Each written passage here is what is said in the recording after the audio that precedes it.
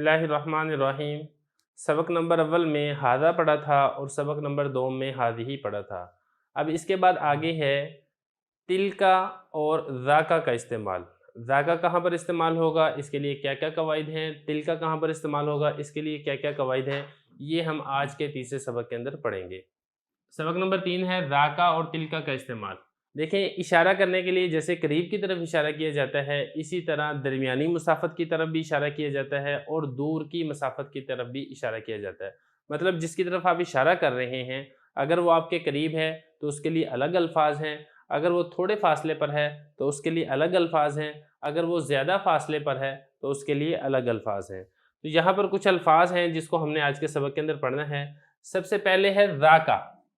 ज़ाका ये लफ्ज़ आप देखें, ये इस्तेमाल होता है, पहली बात तो ये है कि वाहिद मुज़क्कर के लिए इस्तेमाल होता है और दूसरी बात ये है कि जिसकी तरफ आप इशारा कर रहे हैं वो आपसे दरमियानी मुसाफ़त पर है, दरमियानी फ़ासले पर है, जिसकी तरफ आप इशारा कर रहे हैं तो फिर आपने वहाँ पर ज़ाका का लफ्ज़ इस्तेमाल करना है।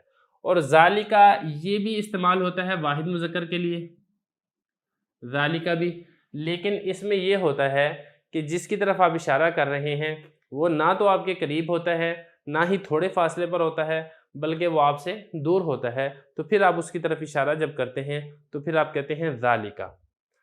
फिर इसी तरीके से तिलका का लफ्ज़ है, तिलका का लफ्ज़ इस्तेमाल होता है वाहिद मुअन्नस के लिए। जिसकी तरफ आप इशारा कर रहे हैं वो वाहिद है, मुअन्नस है और वो आपसे दूर है, तो फिर आपने उसके इस्तेमाल के लिए जो लफ्ज़ इस्तेमाल करना है वो है तिलका। ये 3 अल्फाज हैं जो हमने आज के सबक के अंदर पढ़े हैं। अब इसकी कुछ मिसालें हैं वो आप देख लें। देखिए, इसके अंदर एक और भी तफसील है जिसको हम कहते हैं हरफ़ खिताब, और वो काफ ज़बर का ये हरफ़ खिताब है। ये तफसील आप इंशाल्लाह बड़ी किताबों के अंदर पढ़ लेंगे। हरफ़ खिताब के एतबार से फिर इसके अंदर थोड़ी बहुत तब्दीली आती रहती है, लेकिन वो हमारी आज के सबक का मौजू नहीं है। अब इसकी कुछ मिसालें देख लें। मिसालें हैं हादा किताबुन, जैसे हम कहते हैं ये किताब है, जो करीब होती है तो उसकी तरफ जो आप इशारा करते हैं तो आप उर्दू में लफ्ज़ बोलते हैं ये। जब थोड़ी सी चीज़ दूर होती है तो हम उर्दू में उसको कहते हैं वो। तो जिसके लिए हम उर्दू में वो कहते हैं ना, वो अगर आपसे थोड़े फासले पर है तब भी आप कहते हैं वो किताब है, अगर आपसे दूर के फासले पर है तब भी आप कहते हैं वो किताब है। तो लफ्ज़ दोनों जगह पे वो इस्तेमाल होता है। अरबी में ऐसे नहीं होता। अरबी में जो दरमियानी मुसाफ़िर के लिए आप वो बोल रहे हैं उसको अरबी में कहते हैं ज़ाका, और अगर वो चीज़ दूर पड़ी है उसके लिए आप वो बोल रहे हैं, उसके लिए अरबी में इस्तेमाल होता है ज़ालिका। ये इसी तरीके से उर्दू के अंदर मुअन्नस और मुज़क्कर का इस हवाले से कोई फ़र्क नहीं होता। जिसकी तरफ आप इशारा कर रहे हैं, चाहे वो मुज़क्कर है चाहे वो मुअन्नस है, करीब है तो आप कहते हैं ये, थोड़े फासले पर है तो आप कहते हैं वो, ज़्यादा फासले पर है तो आप कहते हैं वो। लेकिन अरबी के अंदर फ़र्क होता है। अरबी में फ़र्क क्या होता है कि अगर वो चीज़ मुअन्नस है तो फिर आप उसके लिए तिलका का लफ्ज़ इस्तेमाल करेंगे, अगर आपसे कुछ फासले पर है या आपसे ज़्यादा फासले पर है। लेकिन उर्दू के अंदर ऐसा कोई फ़र्क नहीं है। उर्दू के अंदर आप सिंपल कहते हैं वो। तो ये आपने यहाँ पर देखना है। तो कुछ मिसालें यहाँ पर लिखी हैं। पहली मिसाल है हादा किताबुन, ये किताब है। जैसे कि मैंने पिछले सबक के अंदर बताया था, करीब की तरफ इशारा करने के लिए हादा इस्तेमाल होता है, तो फिर हम कहेंगे हादा किताबुन, ये किताब है। वही किताब आपसे कुछ फासले पर है तो फिर आप कहेंगे ज़ाका किताबुन, कि वो किताब है। और वो किताब अगर आपसे ज़्यादा फासले पर है तो आप कहेंगे ज़ालिका किताबुन, वो किताब है जो कि आपसे दूर मौजूद है। यही यहाँ पर मिसालें लिखी हुई हैं। हादा किताबुन, ये किताब है, ज़ाका किताबुन, ये वो किताब है, यानी जो आपसे थोड़े फासले पर है, और ज़ालिका किताबुन, वो किताब है जो आपसे ज़्यादा फासले पर है। इसी तरीके से कलम में भी ऐसे ही है। हादा कलमुन, ये पेंसिल है या ये कलम है, और ज़ाका कलमुन, वो कलम है, ज़ालिका कलमुन, वो कलम है। दरमियानी फासले पर है तो ज़ाका, ज़्यादा फासले पर है तो फिर आपने कहना है ज़ालिका। इसी तरीके से अगर कोई सवाल पूछेगा तो सवाल में जिस तरीके से शुरू में हादा के शुरू में मीम अलिफ मा लगा था, इसी तरह ज़ाका के शुरू में भी मीम अलिफ मा लगेगा अगर वो सवाल पूछ रहा है बेजान चीज़ों की तरफ। इसमें फ़र्क नहीं है। मा और मन में जो कायदा, जो उसूल हमने हादा और हादी के अंदर पढ़ा था, वही कायदा, वही उसूल ज़ाका और तिलका के अंदर भी वही कायदा, वही उसूल है। अगर आप सवाल पूछ रहे हैं ऐसी चीज़ के मुतल्लिक जो बेजान है तो आप मीम अलिफ मा इस्तेमाल करेंगे, और अगर आप इंसान के मुतल्लिक सवाल पूछ रहे हैं, अक्लमंद के मुतल्लिक सवाल पूछ रहे हैं, तो फिर मीम नून ज़बर मन का इस्तेमाल करेंगे। जैसे कि कुछ मिसालें हैं बेजान चीज़ों की मिसालें, मा ज़ाका, कोई पूछता है वो क्या है, तो आप उसको कहेंगे ज़ाका किताबुन, वो किताब है। कोई पूछता है मा ज़ाका कुर्सी के मुतल्लिक, वो क्या है, तो आप उसको कहेंगे ज़ाका कुर्सी, वो कुर्सी है। कोई आपसे पूछता है मा ज़ाका दरवाजे के मुतल्लिक, वो क्या है, तो आप उसको कहेंगे ज़ाका बाबुन, वो दरवाज़ा है। ये इसी तरीके से कोई आपसे पूछता है अक्लमंद के मुतल्लिक, तो फिर मीम अलिफ माँ का इस्तेमाल नहीं करेगा, बल्कि वो इस्तेमाल करेगा मीम नून ज़बर मन का। वो पूछेगा मन ज़ाका, वो कौन है, तो आप उसको कहेंगे ज़ाका उस्तादुन, वो उस्ताद है, या ज़ाका तालिबुन, वो तालिब इल्म है, ज़ाका महमूदुन, वो महमूद है। तो ये कुछ मिसालें यहाँ पर आ गई हैं। बाकी इसका तानीस के मुतल्लिक जो सबक है वो भी इसको मिटा के हम दोबारा यहाँ पर लिखते हैं। ज़ाका और ज़ालिका के बाद आगे मोनस के लिए जैसा कि आपको बताया था कि हादिही और तिलका का इस्तेमाल होता है। हादिही करीब के लिए इस्तेमाल आप करेंगे और तिलका दरमियानी मुसाफत है, तब भी आप तिलका का लफ्ज़ बोलेंगे। और अगर मोनस दूर है, तानीस दूर है, तो तब भी आप तिलका का लफ्ज़ इस्तेमाल करेंगे। कुछ मिसालें हैं जिससे बात समझनी आसान होगी। मिसाल के तौर पे अगर घड़ी आपके करीब है तो आप उसको कहेंगे हादिही साअतुन, ये घड़ी है, साथ आप उसको इशारा करेंगे ये घड़ी है। और अगर वो घड़ी आपसे दूर है, थोड़ा दूर है या ज़्यादा दूर है, तो फिर आप उसकी तरफ इशारा करते हुए कहेंगे तिलका साअतुन, वो घड़ी है। ये इसी तरीके से शजरतुन में भी ऐसे ही देख लें, अगर दरख्त है करीब है, आप उसकी तरफ इशारा करते हुए कहेंगे हादिही शजरतुन, ये दरख्त है। और वो दरख्त अगर आपसे दूर है तो आप कहेंगे तिलका शजरतुन, वो दरख्त है। ये दो मिसालें होगी। इसी तरीके से जब आप सवाल करेंगे, सवाल के अंदर वही उसूल जैसा कि मैंने आपको बताया था, अगर बेजान चीज़ के मुतल्लिक आपने सवाल करना है तो फिर मीम अलिफ माँ का इस्तेमाल करेंगे। और अगर आपने अक्लमंद के मुतल्लिक सवाल करना है, ज़ी शऊर के मुतल्लिक सवाल करना है, तो फिर मीम नून ज़बर मन का इस्तेमाल करेंगे। कुछ मिसालें आप देख लें। अब मीम अलिफ माँ का तो इस्तेमाल करना है बेजान चीज़ की तरफ, और अगर वो बेजान चीज़ करीब है तो फिर हादिही लगाएं, और अगर वो बेजान चीज़ दूर है तो फिर आप तिलका का लफ्ज़ इस्तेमाल करेंगे। मिसाल के तौर पे कोई पूछता है माँ तिलका, वो क्या है, तो फिर आप उसको जवाब देंगे तिलका साअतुन, वो घड़ी है। या इसी तरीके से कोई पूछता है दरख्त के मुतल्लिक माँ तिलका, वो क्या है, तो आप उसको जवाब देंगे तिलका शजरतुन, वो दरख्त है। या कोई आपसे पूछता है माँ तिलका, वो क्या है, पंखे की तरफ इशारा करते हुए माँ तिलका, वो क्या है, तो आप उसको जवाब देंगे तिलका मिरवाहतुन, वो पंखा है। बात वही आपने जहन में रखनी है। अगर वो चीज़ करीब है तो फिर आप मीम अलिफ माँ के साथ आप लगाएंगे हादिही सवाल करते वक्त, और जवाब देते वक्त भी फिर आप कहेंगे हादिही। और अगर वो चीज़ दूर है, थोड़ा दूर है या ज़्यादा दूर है, तो फिर मीम अलिफ माँ के साथ आप लगाएंगे तिलका। और जवाब में भी आप मीम अलिफ माँ तो नहीं लगाएंगे, क्योंकि मीम अलिफ माँ लगता है सवाल में। जब आप जवाब देंगे तो फिर आप सिर्फ तिलका लगाएंगे। ये कब है, ये उस वक़्त है जिसकी तरफ इशारा किया जा रहा है, ये जिसके मुतल्लिक सवाल किया जा रहा है, वो तानीस है, वो मोनस है। और पता कैसे चलेगा तानीस का, मोनस का? वो पता चलेगा कि उसके आखिर में गोलता है, जैसे कि साअतुन है, शजरतुन है, मिरवाहतुन है। तो ये 3-3, 4-4 उसूल हैं। जो उसूल आपने एक मरतबा पढ़ लिया है, वो उसूल अगले इसबाक के अंदर भी आएगा, तो उसको अच्छे तरीके से याद रखना है ताकि इसके अंदर गलती ना रहे।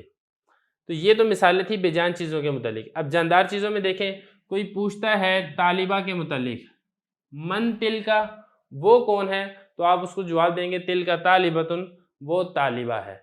ये इसी तरह कोई पूछता है मन तिलका, वो कौन है, और वो औरत है, औरत के मुतालिक पूछ रहे हैं और वो दूर है, तो आप कहेंगे तिलका इमरातुन, वो औरत है। इसी तरीके से बिन्त के मुतालिक को सवाल पूछता है तो आप कहेंगे तिलका बिन्तुन, वो बच्ची है। या अगर लड़के के मुतालिक सवाल पूछता है तो अब यहाँ पर आपने तिलका का लफ्ज़ इस्तेमाल नहीं करना, क्योंकि वलद ये तानीस नहीं है और वलद ये मुज़क्कर है, और मुज़क्कर जब दूर हो तो फिर उसमें सवाल करते वक्त भी ज़ालिका लगता है और जवाब में भी ज़ालिका लगता है। अगर दरमियानी फासला है तो फिर ज़ाका, अगर ज़्यादा दूर है तो फिर आप इस्तेमाल करेंगे ज़ालिका और आप कहेंगे ज़ालिका वलदुन। यहाँ तक हमारा सबक मुकम्मल हो गया है। अब हम इसकी तमरीन हल कर लेते हैं। ये तीसरे सबक की तमरीन है, ज़ाका और तिलका का इस्तेमाल, इसकी तमरीन है। तमरीन में एक ही सवाल है, वो है अरबी में तर्जुमा करें। कुछ अल्फाज हैं जिनका हमने अरबी के अंदर तर्जुमा करना है। फिर इन अल्फाज के अंदर आपने देखना ये है कि वो लफ्ज़ अरबी में मुज़क्कर है या मुअन्नस है। अगर वो लफ्ज़ अरबी में मुज़क्कर है तो फिर आप उसके लिए मुज़क्कर का इसमें इशारा इस्तेमाल करेंगे। अगर वो लफ्ज़ अरबी में मुअन्नस है तो फिर आप उसके लिए तानीस का इसमें इशारा इस्तेमाल करेंगे। फिर दूसरी चीज़ आपने ये देखनी है कि जिसके मुतल्लिक सवाल किया जा रहा है या जिसके मुतल्लिक इशारा किया जा रहा है वो करीब है या दूर है।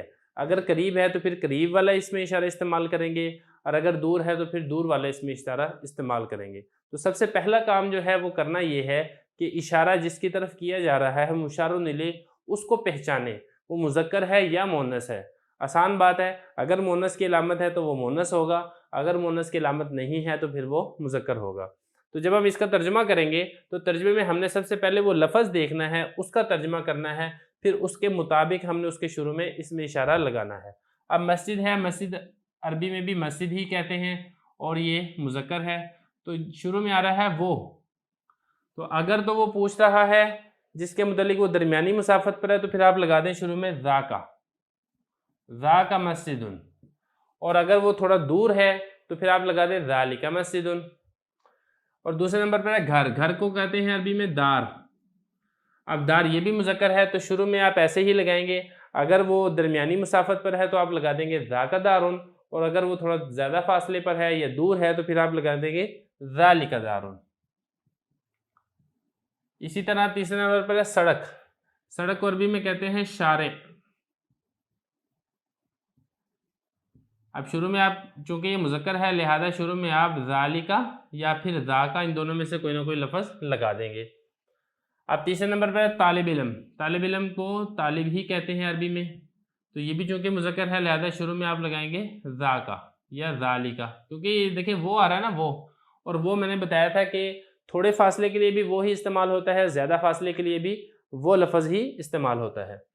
یہ اسی طرح تیسرا آگے ہے موذن، موذن یہ عربی کا ہی لفظ ہے، مؤذن، تو یہ چونکہ مذکر ہے لہذا شروع میں آپ لگائیں گے ذاک یا پھر ذالک۔ میدان، میدان یہ بھی عربی کا لفظ ہے، تو میدان چونکہ یہ بھی مذکر ہے لہذا شروع میں ذاک یا پھر ذالک، کیونکہ وہ لگ رہا ہے نا، اور اگر وہ نہ ہوتا بلکہ یہ ہوتا تو پھر آپ نے شروع میں ذاک یا ذالک نہیں لگانا تھا بلکہ آپ نے لگانا تھا ھذا۔ اسی طرح آگے ہے سورج، سورج کو عربی میں کہتے ہیں شمس۔ اچھا یہ جو لفظ ہے نا شمس، یہ مذکر نہیں ہے، یہ مؤنث ہے۔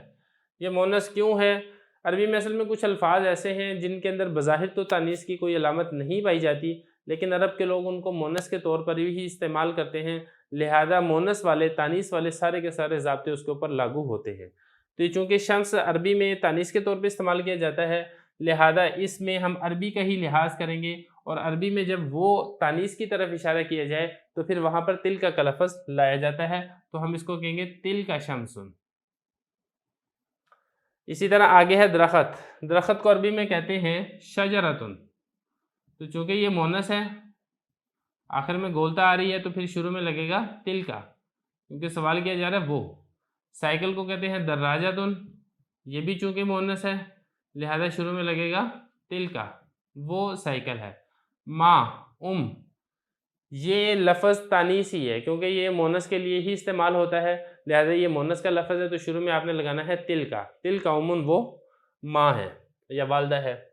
آگے دیکھیں، آگے ہے کچھ یہاں پر بھی الفاظ لکھے ہیں، ان کو بھی دیکھ لیتے ہیں۔ وہ چارپائی ہے، چارپائی کو کہتے ہیں سریر۔ اب یہ دیکھیں چونکہ مذکر ہے اس میں تانیث کی کوئی علامت نہیں پائی جا رہی۔ اردو میں دیکھیں، اردو میں یہ تانیث کے طور پہ استعمال ہوتا ہے لیکن عربی میں تانیث نہیں بلکہ مذکر کے طور پہ استعمال ہوتا ہے، لہذا آپ نے اس کے مطابق ہی یہاں پہ اس میں اشارہ لگانا ہے ذاک یا پھر ذالک۔ اگر تھوڑا فاصلے پر ہے تو پھر ذاک لگائیں گے، اور اگر زیادہ فاصلے پر ہے تو پھر آپ لگائیں گے ذالک۔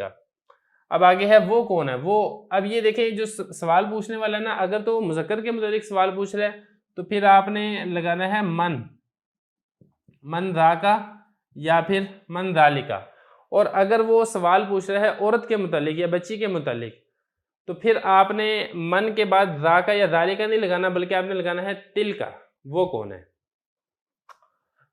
آگے چلیں، وہ منشی ہے، منشی کو عربی میں کہتے ہیں کاتب، لکھنے والا، تو چونکہ یہ مذکر ہے لہذا آپ شروع میں لگائیں گے ذاک یا پھر ذالک۔ سعید یہ بھی چونکہ مذکر کا لفظ ہے تو لہذا شروع میں لگے گا ذاک یا پھر ذالک، ذاک سعید ذالک سعید۔ کمرہ، کمرے کو کہتے ہیں عربی میں غرفہ، اور غرفہ چونکہ مؤنث ہے لہذا شروع میں لگے گا تلک غرفتن۔ موٹر کو کہتے ہیں عربی میں سیارہ، تو یہ بھی چونکہ مؤنث ہے لہذا شروع میں لگے گا تلک سیارتن۔ ہوائی جہاز، اس کو عربی میں کہتے ہیں طائرہ، اڑنے والا، اردو کے اندر تو ہوائی جہاز مذکر کے طور پہ استعمال ہوتا ہے، لیکن عربی میں مونس کے طور پہ استعمال ہوتا ہے، اڑنے والی، طائرہ. تو یہ چونکہ مونس ہے لہذا شروع میں لگے گا تلکا طائرتن. عورت کو امرا کہتے ہیں، یہ بھی چونکہ مونس ہے لہذا شروع میں لگے گا تلکا امراتن. بچی یہ بھی مونس ہے، بنت کہہ لیں یا پھر طفلتن کہہ لیں تو شروع میں لگے گا تلکا. فاطمہ یہ تو ہے ہی مونس ہے لہذا شروع میں لگے گا تلکا.